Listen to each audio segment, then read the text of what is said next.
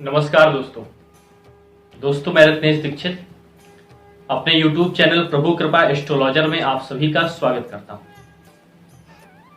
दोस्तों आज का हमारा टॉपिक जुड़ा हुआ है धन की समस्या से। दोस्तों धन मानव के जीवन में एक बहुत ही मूल्यवान वस्तु होता है। अगर किसी व्यक्ति के पास धन ना हो तो अपनी किसी भी इच्छा की पूर्ति करने में वह असमर्थ होता है। आप कोई व्यापार कर रहे हैं, उसमें आपको घाटा हो रहा है। आप कहीं नौकरी कर रहे हैं, आपकी नौकरी बार बार छूट जा रही है, आपको धन की समस्या लगातार बनी हुई है। इस प्रकार की जो समस्याएं धन से संबंधित हैं, उसके लिए आज हम ये वीडियो बना रहे हैं। दोस्तों सबसे पहले हम बात करते हैं कुंडली में धन के योगों की। दोस्तों कुंडली का द्वितीय भाव, जिसे धन भाव भी कहा जाता है, वहां से मनुष्य के धन की स्थिति के बारे में पता चलता है। यदि जातक की कुंडली के द्वितीय भाव में शुभ ग्रह बैठे हों, शुभ ग्रहों की दृष्टि पड़ रही हो, वहां पर ग्रहों का योग अच्छा बन रहा हो, शुभ राशि बैठी हो, ऐसी परिस्थिति में जातक को धन का लाभ होता है। वहीं कुंडली के एकादश भाव, जिसको लाभ भाव भी कहा जाता है, उसके द्वारा भी हम मनुष्य के लाभ के बारे में जानते हैं कि उसको कब तक धनागमन की स्थिति बनेगी, उसका धनागमन की स्थिति अच्छी रहेगी या मध्यम रहेगी या प्रबल रहेगी या दुर्बल रहेगी। तो कुंडली के द्वितीय भाव तथा एकादश भाव से धन की स्थिति के बारे में जाना जाता है। इस द्वितीय भाव को धनेश भी कहा जाता है, एकादश भाव को लाभेश भी कहा जाता है। दूसरा, अगर हम ग्रहों की बात करें तो उसमें से गुरु धन कारक ग्रह होता है।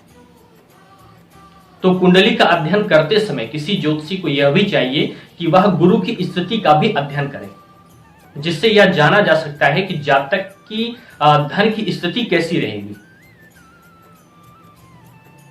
तो चलिए दोस्तों, ये तो बात हो गई कुंडली में बैठे ग्रहों के और ग्रहों के द्वारा बनाए जा रहे योगों के बारे में।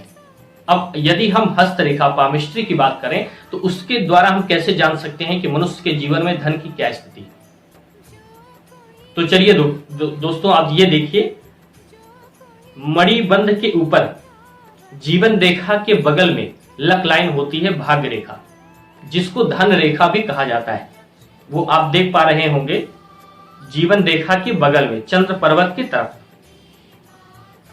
इसको धन रेखा भी कहते हैं। अगर ये उन्नत कोटि की हो, सीधे जा रही हो, शनि पर्वत तक जा रही हो, तो मनुष्य भाग्यशाली होता है तथा उसे धन अच्छे प्रकार से प्राप्त होता है। तो इस प्रकार से हस्तरेखा शास्त्र के द्वारा भी जाना जा सकता है धनागमन के बारे में। परंतु यदि किसी व्यक्ति के हाथ में भाग्य रेखा नहीं है तो फिर ऐसा नहीं फलादेश करना चाहिए कि उस व्यक्ति को धन ही नहीं मिलेगा, धन ही प्राप्त नहीं होगा। जिस व्यक्ति के हाथ में भाग्य रेखा नहीं होती अर्थात धन रेखा नहीं होती, ऐसे लोग प्रायः कर्मवादी होते हैं, वो भाग्यवादी नहीं होते। फिलहाल ये तो हो गया कुंडली और हस्तरेखा के द्वारा धन की स्थिति के बारे में जानना। अब हम बात करते हैं धन की समस्याओं के बारे में। अगर आप कोई व्यापार कर रहे हैं, आपको उसमें धन का लाभ नहीं हो रहा है, आप कोई अन्य बिजनेस कर रहे हैं या आप कोई प्राइवेट नौकरी कर रहे हैं, आप किसी भी प्रकार से धन की समस्या से जुड़े हुए हैं, आपको धन नहीं मिल पा रहा है, तो आप ऐसे क्या उपाय करें जिससे आपको धनागमन की स्थिति बनने लगे। तो दोस्तों आप सब ये भली प्रकार से जानते होंगे कि धन की देवी होती है माता महालक्ष्मी।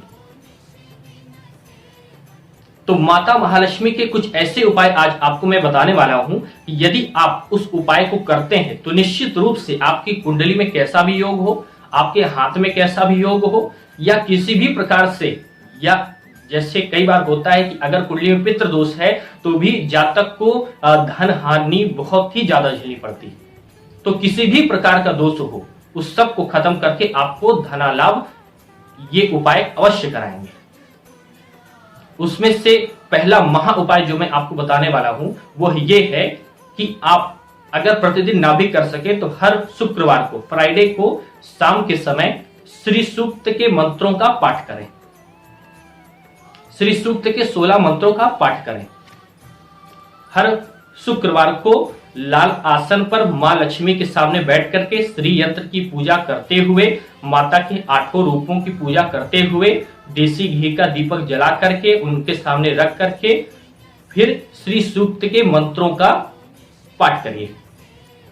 और यदि आप सामर्थ्यवान हैं, फिर भी आपकी कहीं आपका पैसा फंसा हुआ है, किसी को आपने उधार दिया है वो लौटा नहीं रहा है, या ऋण की स्थिति है, या किसी प्रकार से धन की समस्या किसी भी प्रकार की हो, तो यदि आप श्री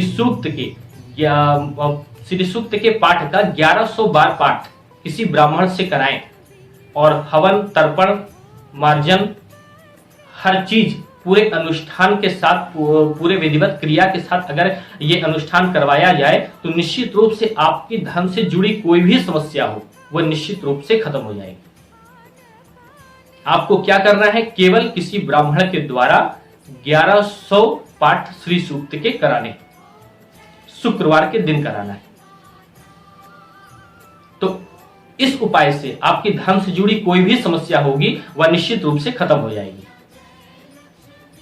दूसरा, अगर आपके पास इतना पैसा नहीं है कि आप इतना खर्चा कर सकें ये बड़े अनुष्ठान पे, तब आप क्या करेंगे?